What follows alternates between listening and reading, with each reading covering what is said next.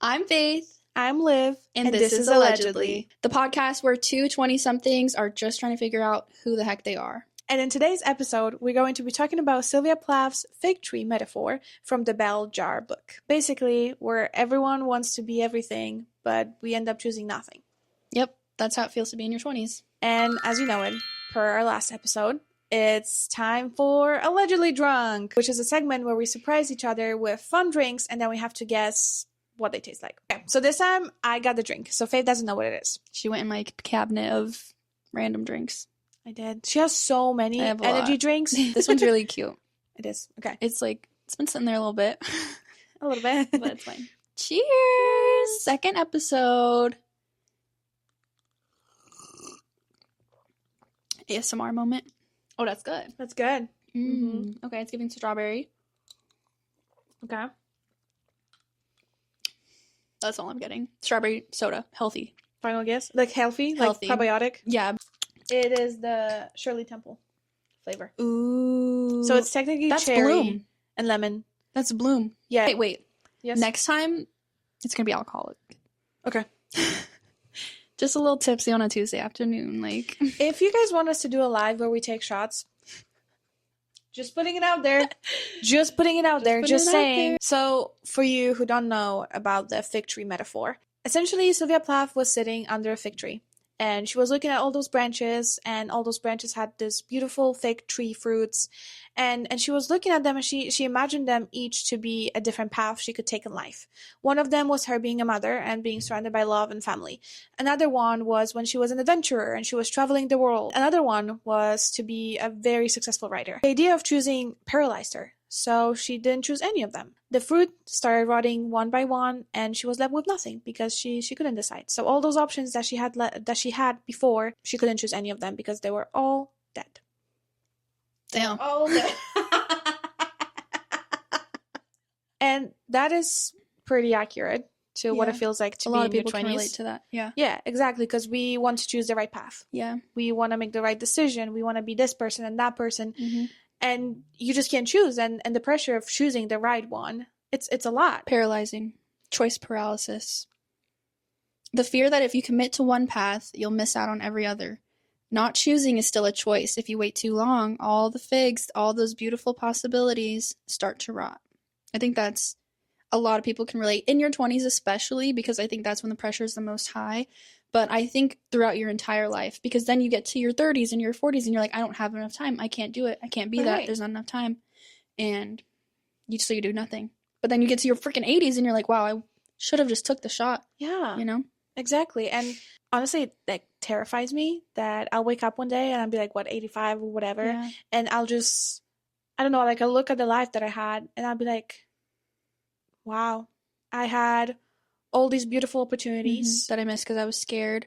Exactly. Or I didn't believe I was scared of failure. I think that's so big. Yeah. But it's way easier said than done, but I would rather fail 25 times than not try at all, you know? Yeah. But it's easier to just do nothing. Yeah, you just you think you'll have have the time. Oh, I'll get to it. Yeah. Next week, next month. Or what I think happens most of the time is you just follow this clear path. Okay, you go to school, high school, college, have a family, get a job, retire at 65 if you're lucky nowadays, and then you die. You follow this perfect path that isn't perfect for everyone, you know?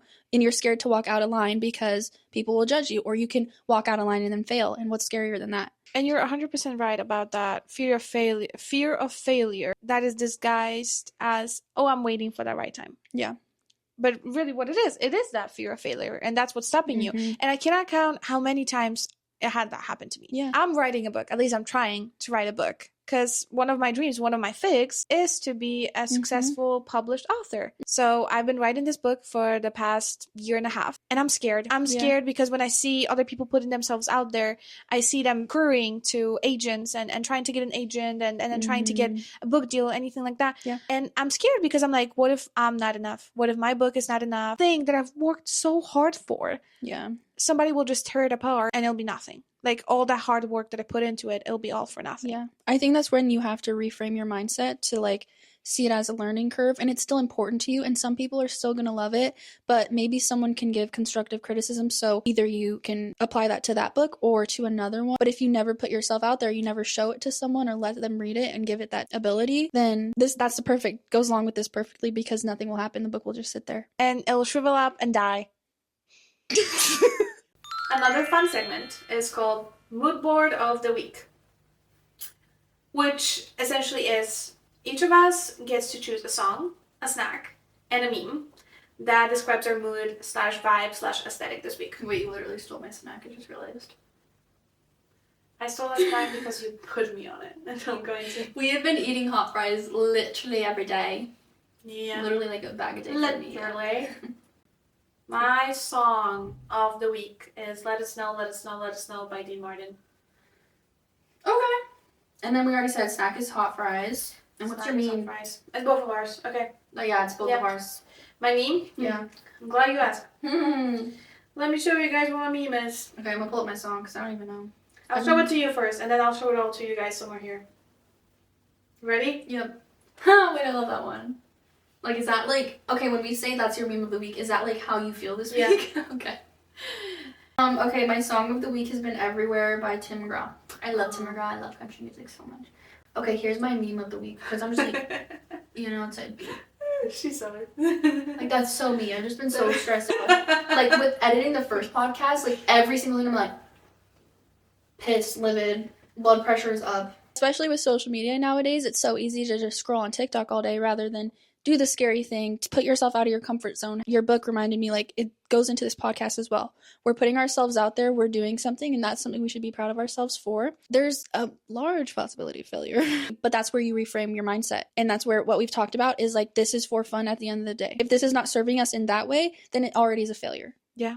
I think it's a beautiful but tragic thing, because I think, okay guys, I'm like the worst when it comes to nostalgia and like thinking to when I was 16 years old and I had it all, whatever, I didn't have to pay the bills, I didn't have to do anything, whatever, I could just frolic on the meadow with my friends. It makes me so sad because I think back to that moment and I'm like, I really want to go back in time and I want to redo. I do that too, but then I think this time right now that we're living in 2 years from now, in 3 years from now, in 5 years from now, we're going to look back on this and be like, I wish I could just go back and enjoy it. But yet we're so stuck and we're not enjoying the present. We're either in the past or in the future. It is affecting our present because we're making choices that are based off of those experiences that we've had or those experiences that we are hoping to live through, but it's all fake. It's not real. What is here, right now, that is real because it's our present. Period. No good.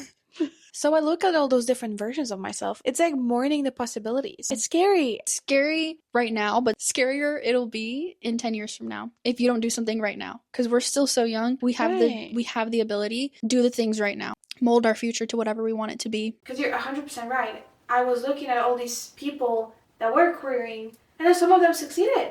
Some of them did get a book deal. Some of them are a published author right now. So it's like, if I had started, if I had followed through, if I was disciplined enough. And just not worried about the failure, not worried about someone hating it. What, so much easier said than done. Yeah. But, if I had done that, I would have already been at that same level with them. And I think everyone can relate to seeing other people, especially at our age, in your 20s, seeing other people succeed. And I say that with quotation marks because success looks different to everyone. Success is on a different timeline than everyone. But I think we're all guilty of comparing our lives to other people's. And it's like, okay, you might not publish for another 10 years, but when you do, you might be a New York Times bestselling author, you know? So it's like, yeah, period. Like, speak it into existence, but everyone's on their own timeline. It's good. It's a good thing to remind yourself of. Okay, this might be too bold to say, and I might be too confident. I love that. But I know I am destined to do big things. Like, I just feel it in my bones. And same with the book. Like, I know that once I write it, I will be successful. That's how it's supposed to be. You need to believe in yourself. Like, I feel it. To make it happen. I feel it in my bones. Yet I do nothing. Again. Like, I don't go through with it. I don't do anything. And I want those big things. And I try chasing all those things every single day. But I just don't. Like, I am paralyzed. Like, I am paralyzed choosing how to approach that thing. So I think everybody can relate to that, when it's like you really want this one thing and you end up being like, another day. You don't feel like it when it actually comes down to it, yeah. I think that's where it comes into something I always say, but I don't listen to. motivation and is a choice. It's not, yes, you can feel motivation, but that is never going to be a constant. You can love writing, but you're not going to feel like doing it every day. But that's where discipline comes in. Yeah. That's where, because motivation is going to be something that is always coming and going. But discipline, especially once you get in the habits and discipline, that's when you see actual progress. But way easier said than done. So, obviously, there isn't enough special segments that we could have thought of, possibly. So, here's another one. It's called Allegedly Cancel or Allegedly Keep, which is we essentially just go through a bunch of quick fire things that we either think should stay in the culture or should get the heck out. Matching pajamas for couples. Keep. No, okay. Pajamas is fine. Like, Outfits outside, weird. Okay. You want me to read the next Yeah. one? Stand Twitter culture. Keep. Christmas decor before Thanksgiving. Keep. My entire apartment is already decorated. November 1st, I was texting her, I'm like... Yeah, I just got all my stuff too. I forget. Do I go now? Yeah. Pumpkin spice everything. Yes, keep. Year round? Keep. But it ruins the fun. It ruins the excitement. You can say cancel. Ugh. We don't have to agree on anything. Cancel. Okay. The word Delulu. Cancel. Keep. I don't really say The Lulu is the Solulu. And we are the Lulu Bar Sharing podcast. location with your... What? So we're the Lulu Bar podcast. That's so true. Sharing location with your friends 24/7. Keep. Emotional support water bottle. Hello. Keep. Hot girl walk era. Keep. Saying it girl. Unironically, cancel. Crocs. Keep. Keep. They're ugly, but they're comfy. Yeah. Using the word literally every sentence. Hello, Keep. that's literally what we do. Oops, I just did it right now. Keep. Texting LOL to soften the weekend. Yes, absolutely keep. Oh my god, that's what I do at work. Sometimes at work, when I don't want to sound passive aggressive in my emails or whatever, I add so many exclamation marks. Talking about discipline. Going back and checking in with ourselves for the allegedly agenda that we had last episode. Did you read your book instead of scrolling? No. But I didn't scroll either. I just have been so busy that I haven't done either really much. Hey, that's also me making an excuse. I could have made the time for it. But we've also been editing our last podcast so much where it's like, yeah. Here I was trying to give her benefit of the doubt and be like, it's okay, you don't have to do it. I feel like That's true. You have to hold me accountable. Yeah, I could have made time for it. Yeah. Now, what about you? I did. You did. I stuck with it. Perfect. I did. Good job. I did woke up every day. I went to Pilates. 5 a.m.? Yes. Wow. Sometimes I wonder if I picked my fig too soon. And I've seen a lot of other people that got married young say the same thing. Something I used to wonder more than I do now, and I think that's because Chase was gone for 8 months, so I had the time to figure myself out. But for a while there, I really did wonder, who am I if I'm not a wife? You know, who am I besides that? And I think there can be, there's the wife side of me, and I love that. Of course, I love that so much. But that's not the only thing that I am. I think that's where I find, like peace in my decision, where it's like, I'm happy, I have a good partner. Do I wonder how my life would have turned out, like, if I wouldn't have got married? Absolutely. The curiosity is there. Yeah, not everyone can relate to this, but I think people that got married young definitely can relate to that fear of not knowing who you are outside of that marriage. If you guys don't know already, I spent like 8 months without my husband for when he was training in the military, and I think living alone and finding that independence and like really figuring out who I was, not being a wife every single day. If that sounds like, you could take that bad, but you know what I mean. Yeah, I just got to be Faith for a little while. I don't start things unless I know they'll be great, which means I barely start anything. Thinking about all those different versions and regretting every single choice that I made, like, oh, if I had stayed in Poland instead of moving here to America, my life would have looked completely different. Yeah. And again, I grieve all those versions, and it makes me so sad, but I need to shift my mindset to being like, oh, I'm so grateful I made this choice because it was the right choice, because I am where I am right now. Like, I am where I'm supposed to be right now. That kind of reminds me of like just peace in knowing that like there's a plan, and like this is the road I'm on for some reason, and there's a purpose in that. There's a reason I chose this, And I think both can exist at the same time, where it's like peace in knowing this is where I'm supposed to be, but also there's room for curiosity, there's room for sadness. Whatever's meant to be will be. Yeah. Like, oh, a mom, a writer, musician, I don't know, you know, all these different labels, but like you can be a writer and a corporate girl. And you can sing songs sometimes. You know, all of these can still exist through intention and prioritizing these hobbies or like things that make you, things that you enjoy. This episode wouldn't feel complete without our own victories. Author/writer. Yeah. Singer. Really? Yeah. I love that. To feel 16 again. Aww. To be a successful CEO. To live back in Poland. To be a mother. To be an actress. To be an artist. To be a teacher. To be a baker. And to be a figure skater. Accepting that maybe you can't have every fig, and that's a relief, not a loss. And I think that goes back to just knowing that if it's not for you, it won't come. The piece, if it doesn't happen, if it doesn't work out, it wasn't for me. I guess my main one is stay-at-home mom, psychologist. I love psychology. I love like being a therapist. If it didn't take 10 years, I'd be it. Career woman, rich, quiet life by the beach, educated. I'd love to be educated, but I never take the time to read and, you know, photography, and then like own a little bakery / bookshop / flower / coffee, like, you know, a cute little store by the beach or something, like a quiet life. What about you? What's some of your figs that you chose or you want to choose? Drop it in the comments down below. Maybe the lesson is you want to become everything, but you also want to become nothing. But you'll become the person that made a choice, and I think that's enough.